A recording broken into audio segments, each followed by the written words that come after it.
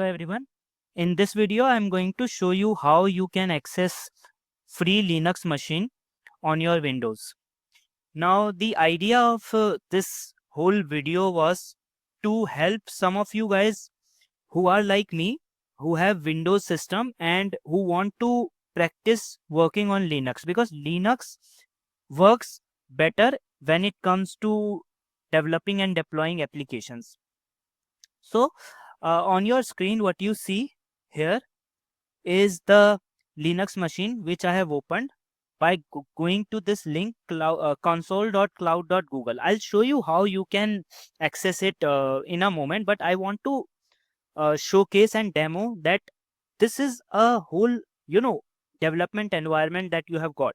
You have Python installed. So if I type Python, I can access it.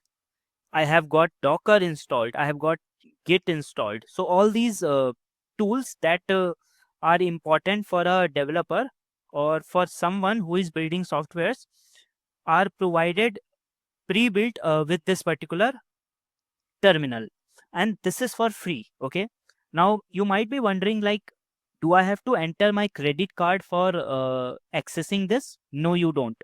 You can access it without entering. So in fact, anyone who is having a Gmail account, they can access this for free.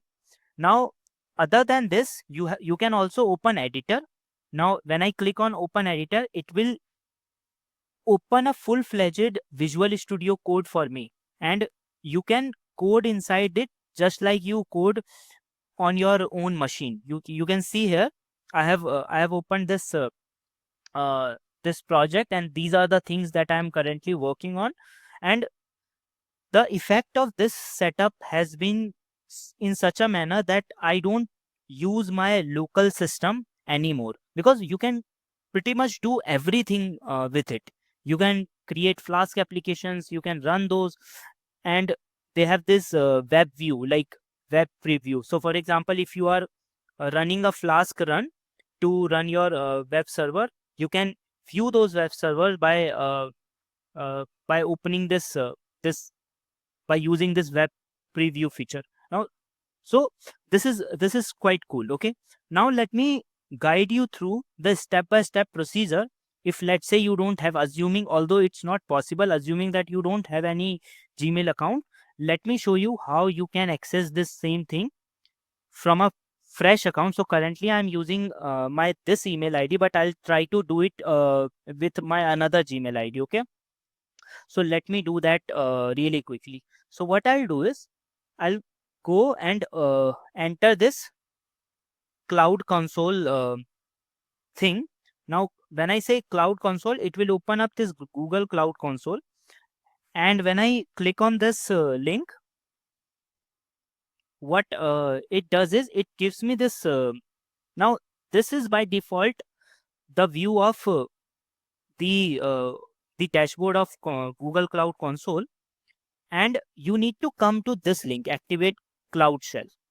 And also one more thing I would like to mention, that this is a persistent disk, which means that if you create a file or folder in this directory, they will always stay, as long as, so if you are not active on this for, let's say, one more than 120 or 90 days, it will automatically get deleted. But it will not be the case, right? If you are developing frequently, then it won't be deleted. Okay, so let me change my Gmail account. Let's say I am using from this Gmail account. Now I am again welcome to the same screen, and now I can click on this activate Google Cloud Shell. So if I click on this, it will take some time to basically connect to my virtual machine. Now it will give me this pop-up, which is Cloud Shell, that manage your infrastructure and develop your application from any browser with Cloud Shell. Cloud Shell comes with Cloud SDK, G Cloud. Now G Cloud is a command line tool with which you can interact with Google Cloud Services, Cloud Code, and online code editor, and other utilities pre-installed, fully authenticated and up to date. And it is a wonderful thing. And you can see Cloud Shell is free for all users. You don't need any credit card or things like that. So if I hit continue, it will basically provision my Cloud Shell machine, and I'll need to authorize it. and I'll need to authorize with my respective Gmail. Okay, and it will take couple of seconds, and it will take more time if you are doing it for the first time.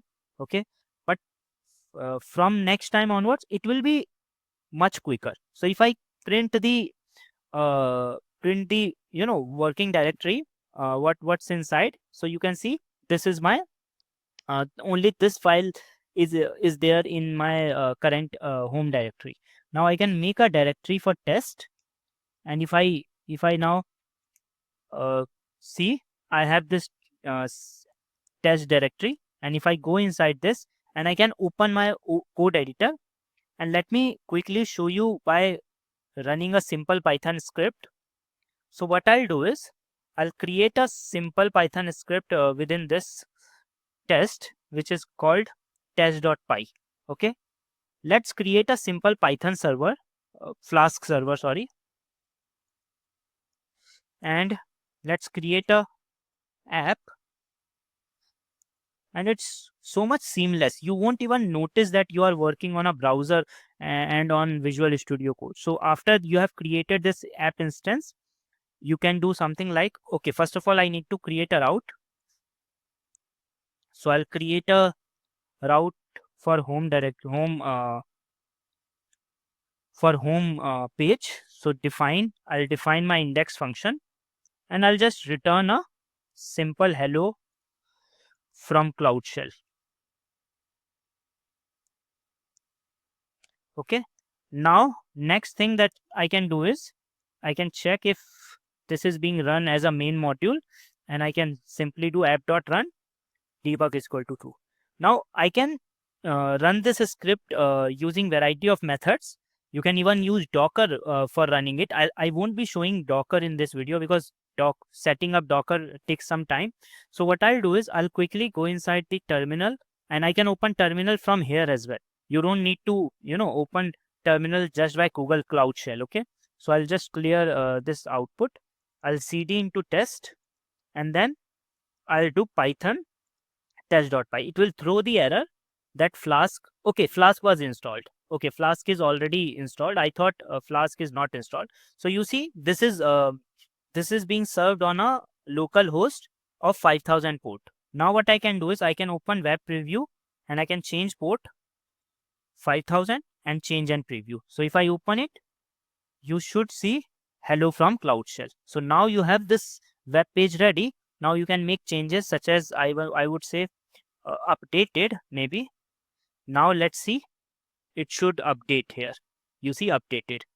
Okay, so I hope this was helpful, and it is helpful, and in fact you can pretty much move your entire software development procedure on Cloud Shell. Although I should say as a disclaimer that this kind of setup is not suitable for machine learning training or deep learning models training. It is only suitable for developing small scale applications, small to mid scale applications. So yeah, I think that would be it. Let me know if you found this video helpful, or if you have got any feedback, or if you want anything else, or maybe a full-fledged application to be developed using this. Thank you so much for watching this video. Have a nice day.